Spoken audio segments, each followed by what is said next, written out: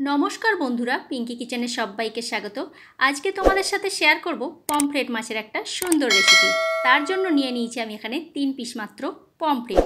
পমফ্রেটটা আগে থেকে ধুয়ে পরিষ্কার করে রেখে দিয়েছিলাম। এবারে মাছের মধ্যে নুন আর হলুদ মাখিয়ে নিচ্ছি।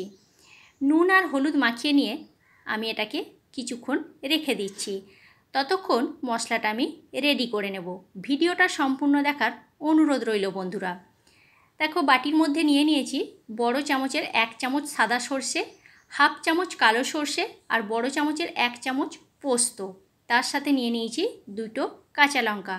এবার এটাকে একটা মিক্সিতে মিহি পেস্ট বানিয়ে নেব।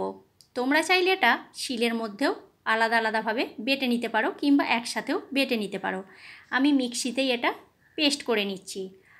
মাছটা ভাজার জন্য আমি একটা প্যানের মধ্যে তেল গরম করতে দিয়ে দিয়েছিলাম। তেলটা খুব ভালোভাবে গরম হয়ে গেছে। এবারে তেলের মধ্যে এক এক করে মাছগুলো আমি দিয়ে দেব। 2 পিস করে একবারে দিচ্ছি না, আমি 1 পিস করে ভাজছি। 1 পিঠ হয়ে গেছে, আর 1 পিঠ আমি উল্টে দিচ্ছি। একটু সময় ধরে মাছগুলোকে ভেজে নিতে হবে। আমি এটা ইন্ডাকশানে রান্নাটা করছি। তোমরা যখন গ্যাসে করবে একটু মিডিয়ামে রেখে মাছগুলোকে ভাজবে। সমস্ত মাছগুলো আমার ভাজা হয়ে গেছে। এবারে ওই তেলের মধ্যে দিয়ে দিলাম 1 চামচ মতো কালো জিরে আর 2-3টে চেরা কাঁচা লঙ্কা। আর যে মশলাটা আমি তৈরি করে রেখেছিলাম সেই মশলাটা আমি ছাঁকনার সাহায্যে ছেঁকে নিয়েছি। ছেঁকে নিয়ে মশলাটা দিলাম।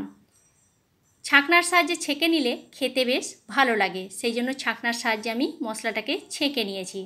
দিয়ে দিলাম সামান্য পরিমাণে হলুদের গুঁড়ো আর স্বাদ মতো নুন আর সামান্য একটু চিনি, স্বাদটা ব্যালেন্স হওয়ার জন্য। খুব ভালো করে মিশিয়ে নিয়ে এবার মাছগুলো এক এক করে দিয়ে দিচ্ছি। দিয়ে 5 থেকে 7 মিনিটের জন্য মাছগুলোকে আমি ফুটিয়ে নেব একদম মিডিয়াম আঁচে। বন্ধুরা, আমার এই ভিডিও রেসিপি যদি ভালো লেগে থাকে লাইক, কমেন্ট, শেয়ার করো। আর আমার চ্যানেলে যদি নতুন বন্ধু হয়ে থাকো তাহলে আমার চ্যানেলটা সাবস্ক্রাইব করার অনুরোধ রইল। আর ফেসবুক পেজ থেকে দেখে থাকলে আমার পেজটি ফলো করে নিও। দেখো, মাছগুলো আমি মাঝে একবার উল্টে দিয়েছিলাম। কি সুন্দর দেখতে হয়েছে দেখছো, আর খেতে অসাধারণ হয়। রান্নাটা আমার সম্পূর্ণ হয়ে গেছে। নামাবার সময় ধনেপাতা কুচি ছড়িয়ে এটাকে আমি নামিয়ে দিলাম। তাহলে কেমন লাগলো আমার এই পমফ্রেট মাছের রেসিপিটা অবশ্যই কমেন্ট করে কমেন্ট বক্সে জানিও তোমরা। রেসিপিটা ভালো লাগলে অবশ্যই শেয়ার করে দিও। আজকের মতো তাহলে এইখানেই